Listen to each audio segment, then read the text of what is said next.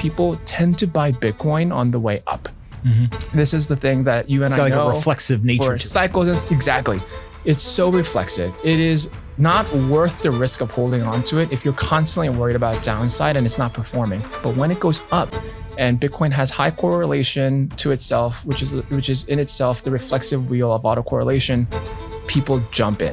Hello everyone, this is BTC Insight and welcome to yet another deep dive into BTC Insight. Before we jump in, make sure to hit that like button and subscribe if you haven't yet. You won't want to miss this. Jeff Park begins by discussing a fascinating innovation in finance, structured products that use exotic options. In simple terms, these are financial instruments where the payoff depends not just on one asset, but on the interaction between two. Take the example he gives. A 5-year product where you get Bitcoin's performance, but if Bitcoin ends up down over that period, you get gold's upside performance instead. Essentially, it's like having a safety net. Bitcoin's growth potential on the one hand, and gold's historical resilience on the other. But here's the kicker.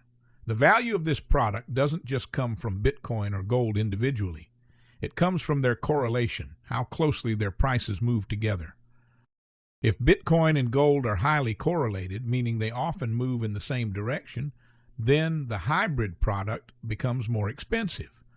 If they're negatively correlated, moving in opposite directions, it's actually cheaper, but potentially more attractive for investors. That is a structured product using exotic options because as I understand it, the payoff is you get Bitcoin performance over the 5-year, but if Bitcoin is down, you actually participate in gold's performance in that period into the upside capture.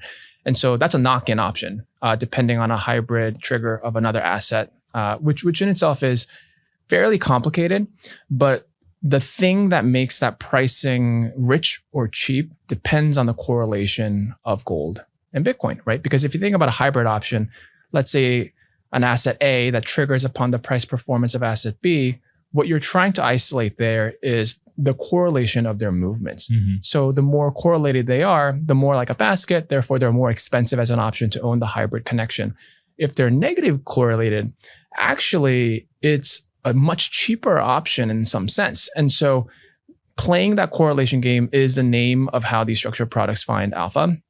And gold and Bitcoin, it has a very interesting correlation history. Because on one hand, you imagine it's positive over 90, 120-day rolling window, but it's not always true. It is episodically possible that gold and Bitcoin actually exhibit negative correlation. And it has been actually in the past 30 days. And that's because we all know Bitcoin at some level trades also like a risk asset. And that changes the dynamics with gold.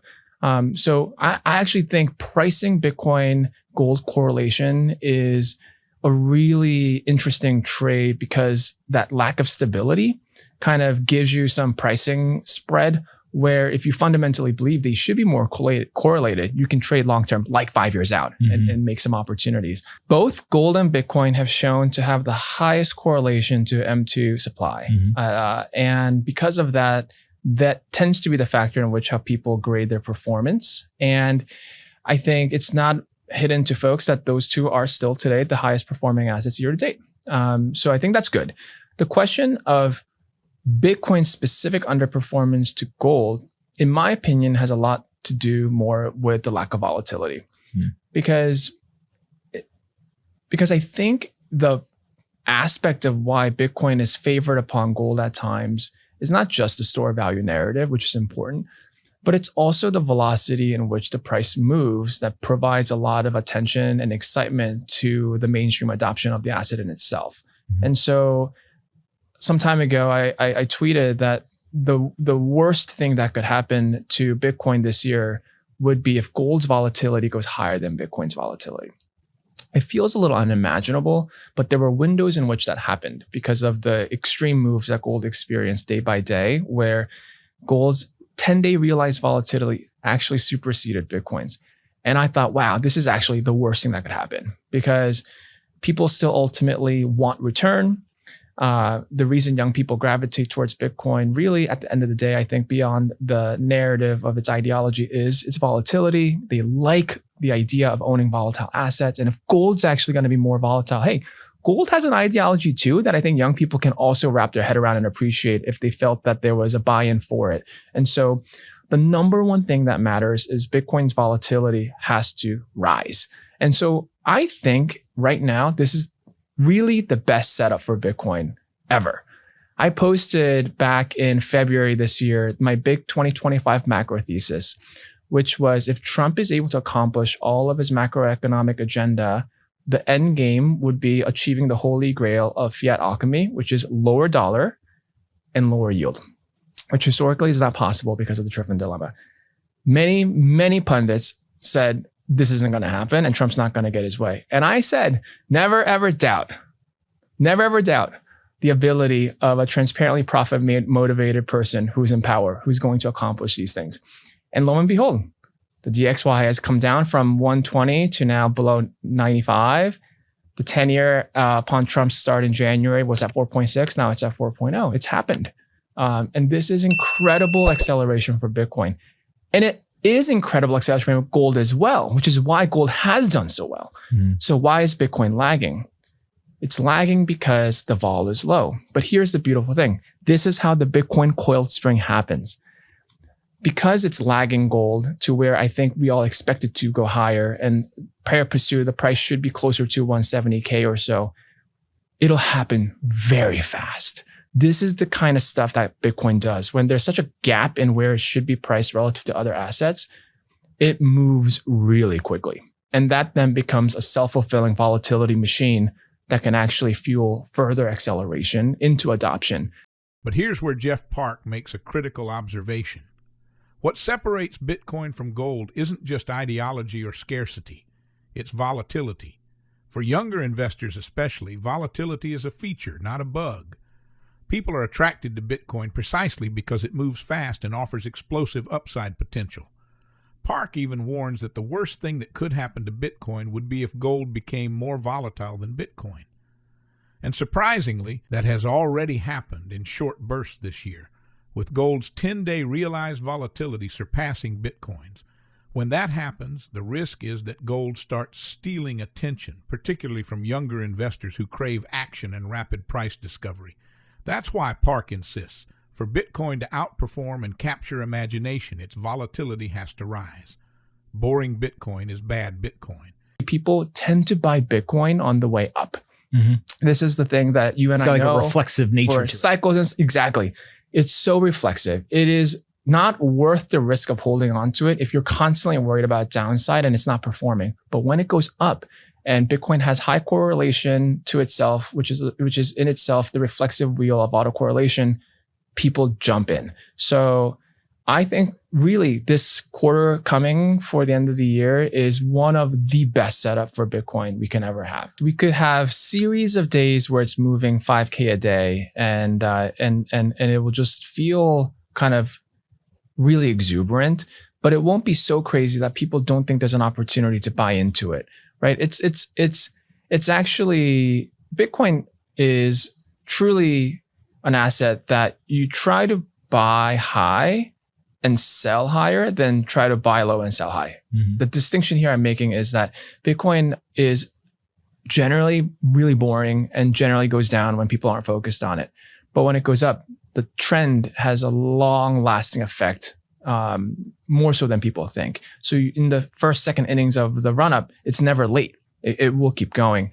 So I think the price target most people have in mind is it should really be right now around 150 to 170K, just based upon what we're seeing in its relative underperformance to gold. And I think if you were to think there was going to be more buying coming from a structural perspective with these treasury companies that have cash waiting to participate in the market for, that's an inelastic price bid that could push it up to 200K plus. I believe at Bitwise, our price target we had since the beginning of the year was that it could hit 200K. And I do think, even though it feels kind of far from where we are, it's very much in play that this could happen by the end of the year. The way Bitcoin has found new floors had to do with the cost basis of the new capital coming in every cycle. And so historically, what we haven't had great data for is that there weren't many permanent capital vehicles or permanent capital investor types coming into the Bitcoin space. So every cycle, yes, you were getting new people in, but the new people tended to be still retail or sometimes more fast moving kind of family offices.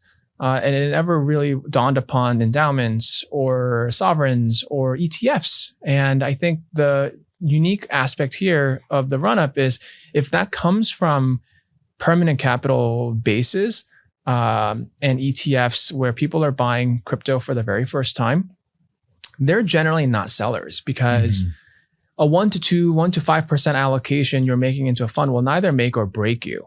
And so you're not really incentivized for a profit taking until there is actually a more meaningful ROI on that. And that's why I think it's important to watch the ETF flows, because if the Bitcoin price move happens with ETF flows, and these ETF flows are driven by RIAs and financial advisors that are making foray into Bitcoin for the first time into someone's portfolio, that is money good. That will stay. Even if there was a 40% drawdown, they're not really selling because it wasn't a position sized for them to feel hurt by it. And that's why Bitcoin, I think, is always going up in cycles, because people don't sell, but then they buy on a lower cost average because they want to build their position, and then they are able to participate on the upside. And so because this particular cycle is so much of new capital coming in, I think that it is quite unlikely we're going to have the kinds of drawdowns historically that we've experienced. What makes this cycle different from previous Bitcoin bull runs is the emergence of permanent capital, large pools of money from ETFs, institutions, and even sovereign entities. Unlike retail traders or hedge funds, these investors aren't quick sellers. If an advisor allocates 1-2% of a portfolio to Bitcoin via an ETF, that money isn't leaving at the first sign of a dip. Even a 40% drawdown wouldn't matter much in the grand scheme of their portfolio. This sticky capital base changes the game. It means Bitcoin's floors are rising, drawdowns are shallower, and adoption is being institutionalized. That's it for today's look into BTC Insight. If you enjoyed this deep dive, hit that like button, drop your thoughts in the comments, and subscribe to stay on top of all the latest insights. Keep questioning, keep learning, and we'll catch you in the next one.